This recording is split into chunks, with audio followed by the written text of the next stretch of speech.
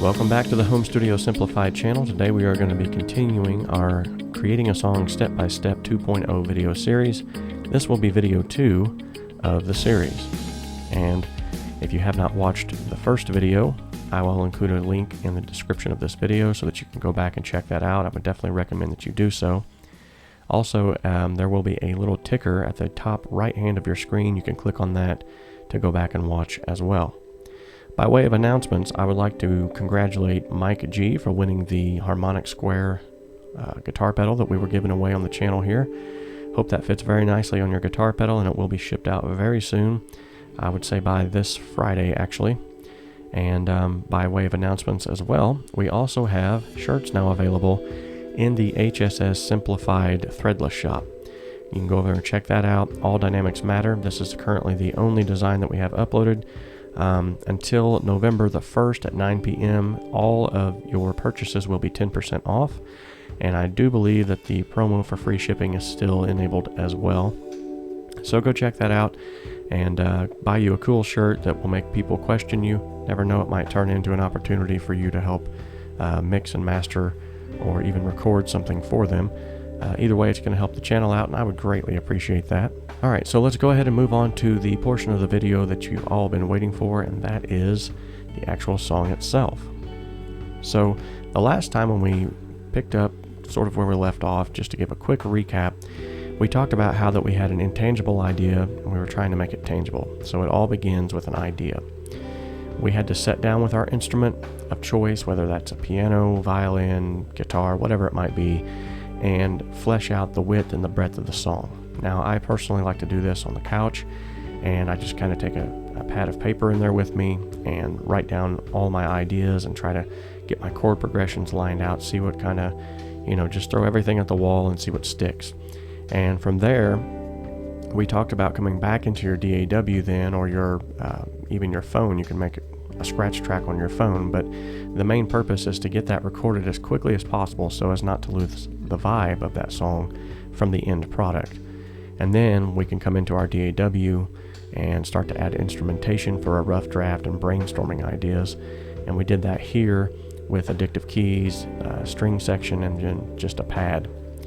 Now from there, I would recommend that unless the song is writing itself, that you just let that song marinate. Just let it take shape and don't rush it unless, of course, like I said, it's writing itself. And remember, point number 6 that I'd like to bring up is everything is subject to change at this point, so don't feel like you're actually forced to go on any one direction. Just experiment with it and have fun. Now, another thing, as you're writing this song, as you're sketching these ideas out, as you're getting your scratch tracks down, assess the mood of the song. Is it happy? Is it sad? Is it a song that's going to be, you feel like an anthem type song, or is it something that's going to be stripped down and maybe just a single vocal and a guitar? And by assessing the mood of the song, you can then build around that, and it will make instrumentation and your production process a lot simpler if you know what direction it's wanting to go already. So definitely need to assess the mood and write down every single idea that you have. Now, you don't have to use all of those ideas, but it's better than forgetting something. And I know there's been many a times where I had some really great ideas, and because I didn't write them down, I lost them. And I kicked myself later because I was like, I really wish I would have wrote that down. So at that point, just write out the BPMs, the chord progressions, your lyrics, and carry a copy with you wherever you go so that when inspiration hits, you'll be ready. Now, one easy way that you can carry a copy of that with you is by utilizing the phone that you carry with you everywhere. You don't have to carry a pad of paper and a guitar necessarily everywhere, but you can take your phone with you everywhere. One app that I've currently been using, especially with the songwriting process of this song, and you should see that on your screen now, is called the Cort AI app. Now, within this app, you have several different options that you can take advantage of. You can actually record the song that you're playing with your instrument of choice, and it will actually map out what chords you're playing, so that will make it easier if you don't have any musical knowledge to write down the chord progressions that you're already doing. Then likewise, you can save those songs into a folder and select them later and bring them up again. So you can essentially listen to what you've already done. This will help you as you're maybe trying to write another line to a verse, just to play that in your car, on your headphones at work, whatever it might be on break. And then you can kind of go from there and, just kind of try to flesh out ideas on the go. Another great app that I'm using that will help you with your lyrics is this app here that's called Lyric Notepad. Now within Lyric Notepad, you have several different options to write down your lyrics and then catalog them as verses, as choruses. And the thing that I really like about this app is you'll see that just off to the left side is a series of numbers. And these numbers represent the sort of like the beats that are in that line. So for instance, on the first line, I've tried to run actually has 4 of those consonants. So I've tried to run. And so it gives you sort of like the beat, and then you can kind of go off of that. Also, you can search for rhyming words and words that are close to rhyming words. You can actually, as you can see, the words that are highlighted in different colors are all words that rhyme with the same color or are close to the rhyming of the same color. It has a built-in metronome. You can record your ideas right here, and you can also even make notes that you can go back and look at later. For instance, on this one I have that it's capoed on the 6th fret, and then I have the drum loop that I'm using for my metronome in my DAW. So all of that is encapsulated right there. I can take it with me everywhere, and it just really helps streamline the songwriting process. Alright, so now that we've got all of that out of the way, let's go ahead and look at where we are now as opposed to where we were before.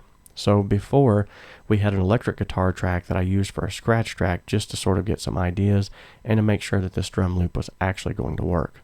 So now that I've got a drum loop that I feel like that works, and I also have a chord progression I feel like that works, I'm going to go ahead and lay down an actual track. So the first track that I usually start with is my acoustic guitar if the song calls for it. So in this case, I feel like the song definitely does call for it. Instrument of choice on my behalf is the guitar, so it would either be an electric or an acoustic that I would start off with every time. So other than my drums, of course, that I've used for my metronome. This might be different with you. You might start with a piano. You might start with, insert instrument of choice here. But for me personally, I started with the acoustic guitar.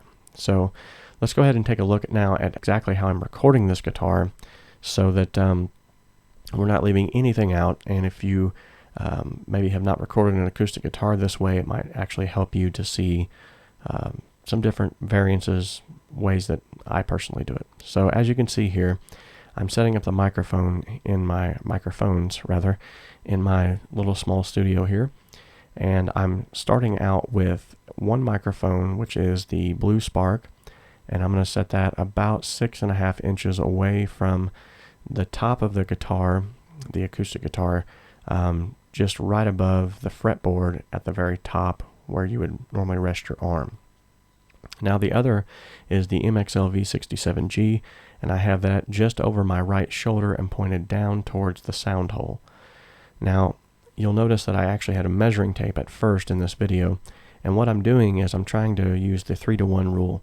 I don't necessarily use this strictly in the sense that there is some, you can play with it, you can kind of be loose with it. So in this instance it was actually 2.5, which was fine, and we'll see here in just a moment just exactly why we are doing that and what that's all about. So then I simply just sat down, and once I got everything, hit record a couple times and made sure that the levels were right.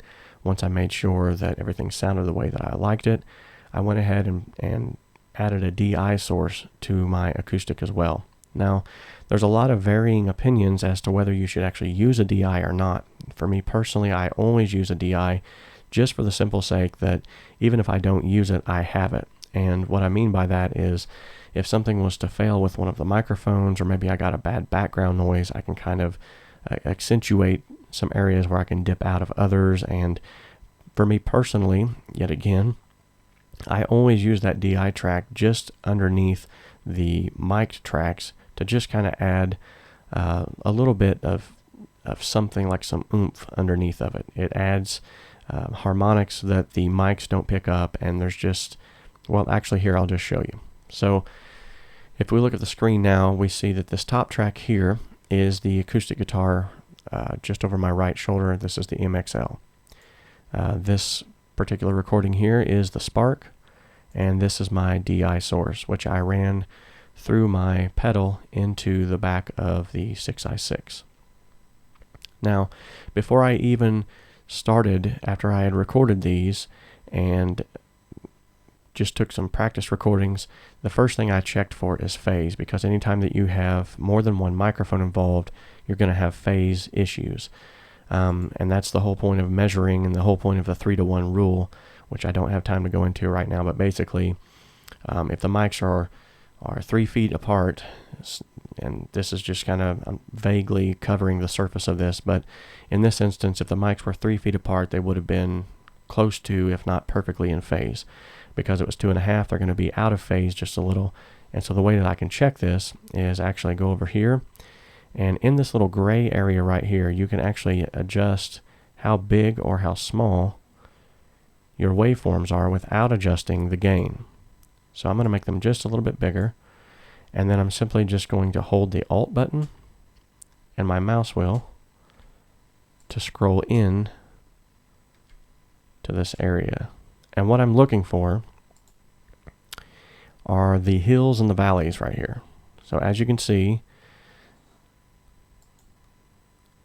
when this valley dips down as well. When this valley dips down, this valley dips up. That means that they are canceling each other. They're out of phase. However, these here are pretty close to being in phase. So, and what that means basically is the waveforms themselves are playing harmoniously together. So I'm going to go ahead and zoom out of that. And the thing about this is too, don't get so caught up in the phase that you spend all day trying to adjust your phase and going down that rabbit hole, because the point is, how does it sound? And so let's go ahead and take a listen now to what we've recorded, and let's see exactly just how it does sound.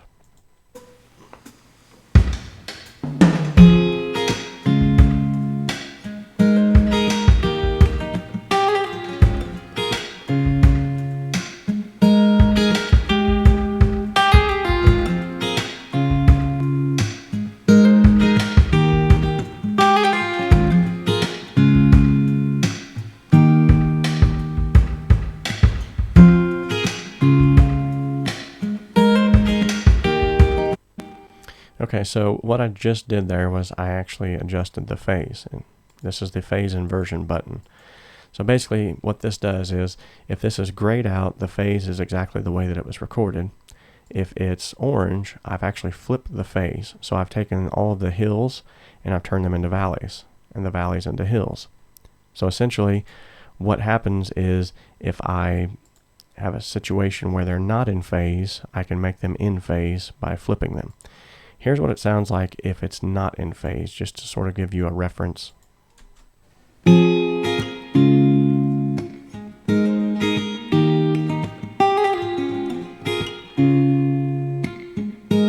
normally a DI will always be out of phase with the recorded.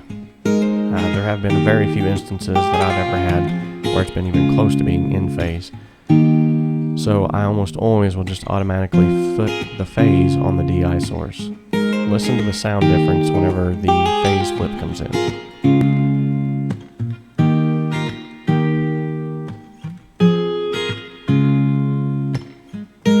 Take it out again.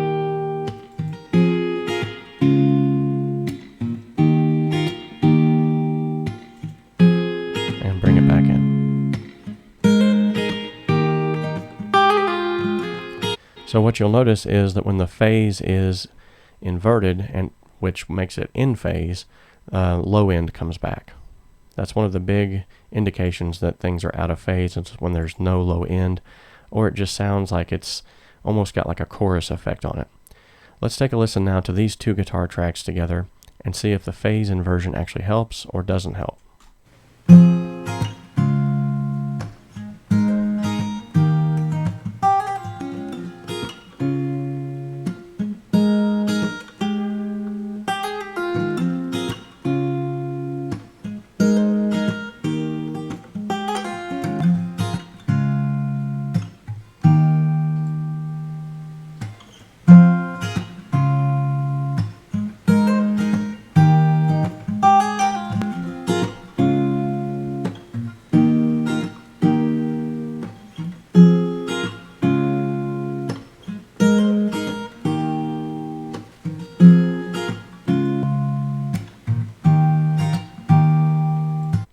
So in this case, it actually sounds better with the phase inversion being off. So I'm going to go ahead and zoom in one more time just to make sure that I'm not... Yep, it appears that they are actually in phase. So all is well that ends well there. So I'm going to go ahead and leave that phase inversion off. Bring that volume back down to 0. Real quickly, if you click on your solo button and drag to the next tracks, it'll automatically solo all those tracks that you've just dragged on. Little quick tip there, sort of a hidden nugget.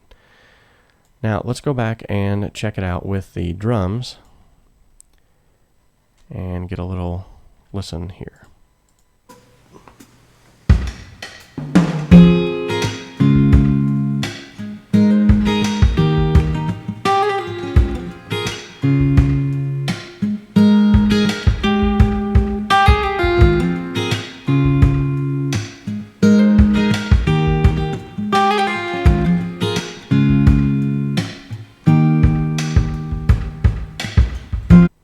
So it definitely sounds like not only does it go well together, but it goes really well together. I like the way that it sounds, the whole groove and vibe of it all.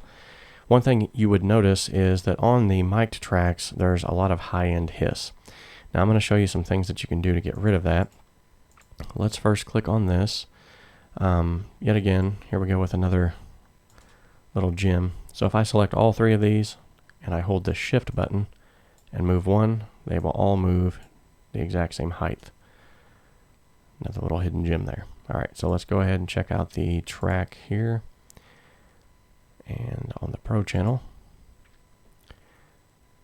So as you can see, I've got quite a bit of that high end carved off already. Now this is where it was before I did that. Take a listen to it now.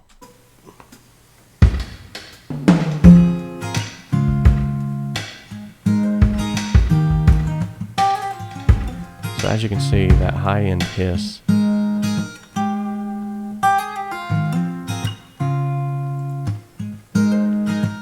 I can still roll back the highs here.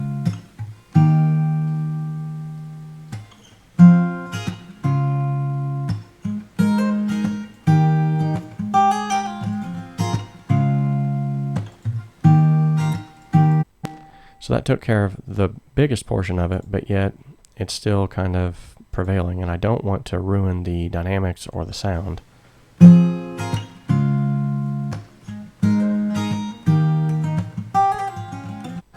So in this case, it honestly would probably not even be noticed in a dense mix. However, as I said before in the previous video, I feel like this song is probably going to start rather intimately, probably just the guitar only. Drums may come in later, so I'm going to use the Isotope RX denoise. Take a listen whenever I enable this. It's doing very little reduction, and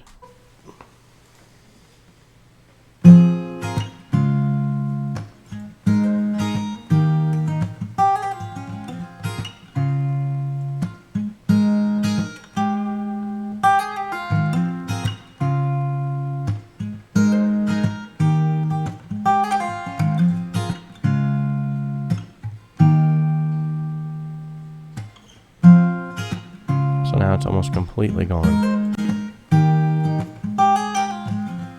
So here's where it was before with this enabled.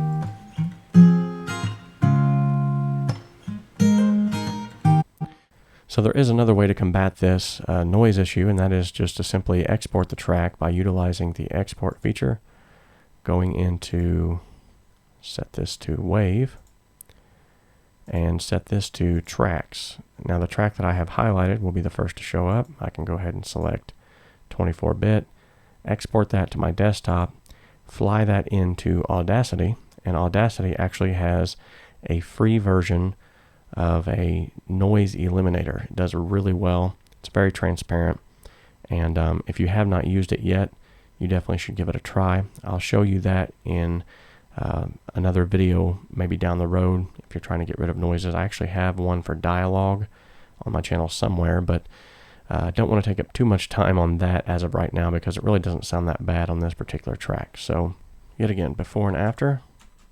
This is after. for.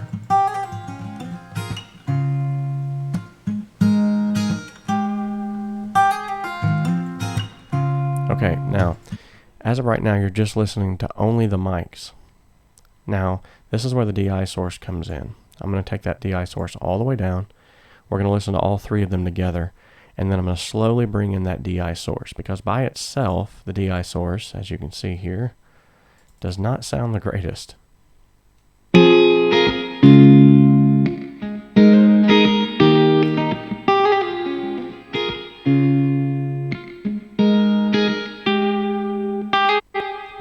That would definitely not be usable as an acoustic track at all. So, however, when we blend that in with our already recorded, and this is what I was talking about a minute ago, take a listen to how it shapes the sound and brings it into something very pleasant.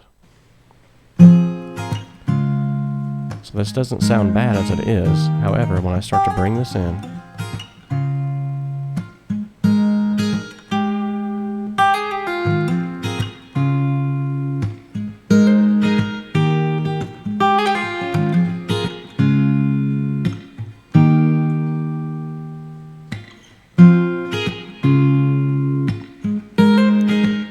so I'm going to take it out.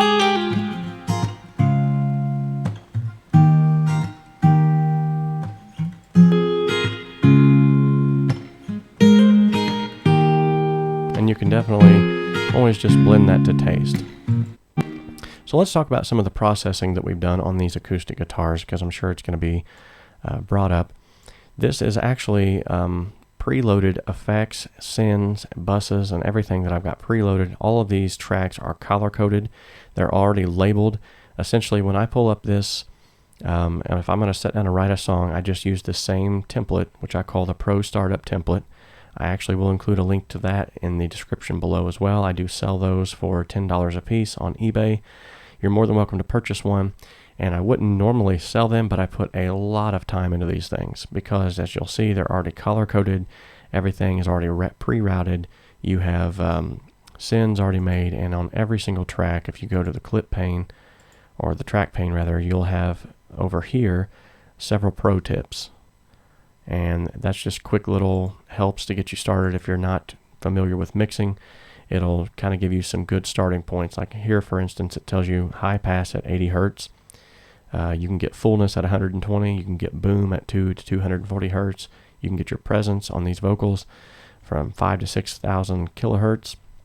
And you can take care of your sibilants from 7.5 to 10,000 kilohertz. And then it has a pro tip. Vocals are priority in most genres. This is the one track that you can actually solo to make adjustments.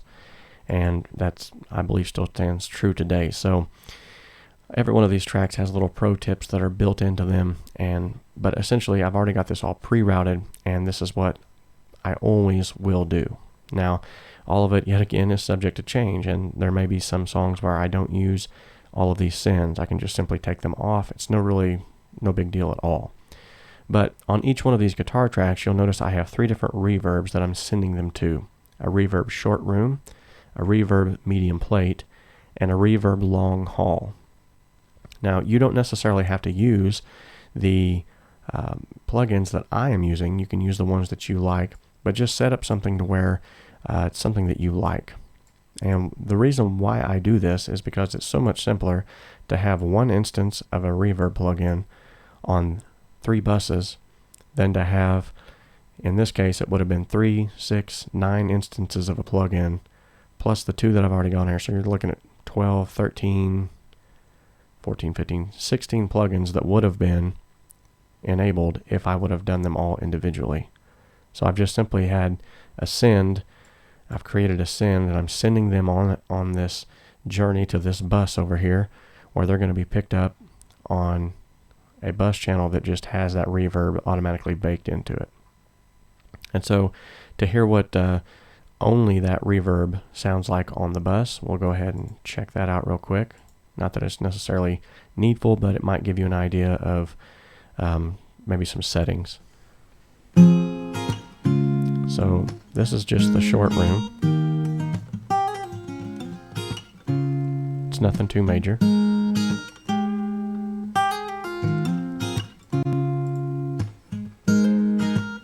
This is the medium plate.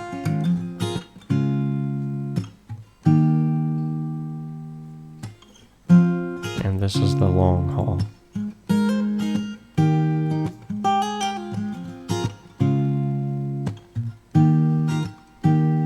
Now, as you can see, I mean, it's just barely touching the faders here. It's just enough to give it just a little bit of girth, a little bit of presence. But when you put them all together, it gives that sense and that feeling that you're actually in the same room with that individual as they're playing this. It really shines especially on the DI source as well. Let's take a listen to that by itself. Now, if I was to take these sends off,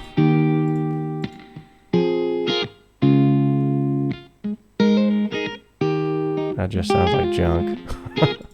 I'll be honest.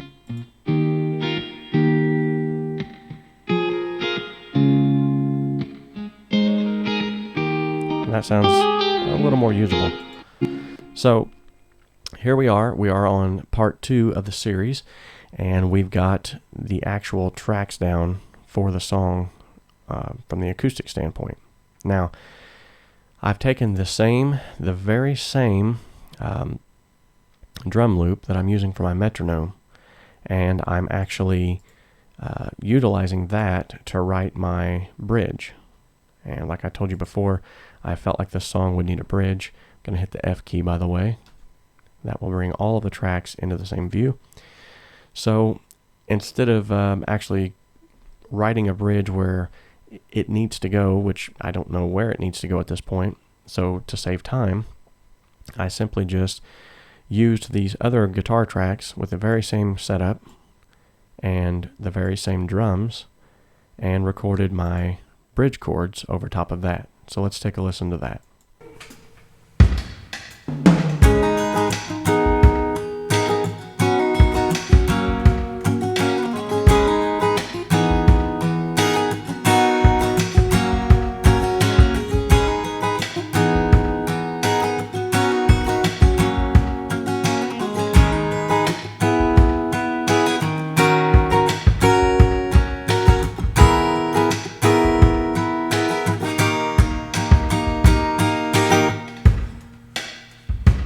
And then I just kept doing it and doing it over and over again. That will essentially allow me to pull out elements of one that I like and splice it into another. I could have done this with comping, however, it was just a lot easier just to continue going on recording. And then I can kind of take the elements that I like from one, blend them together, and by doing so also, I can actually create stereo width later.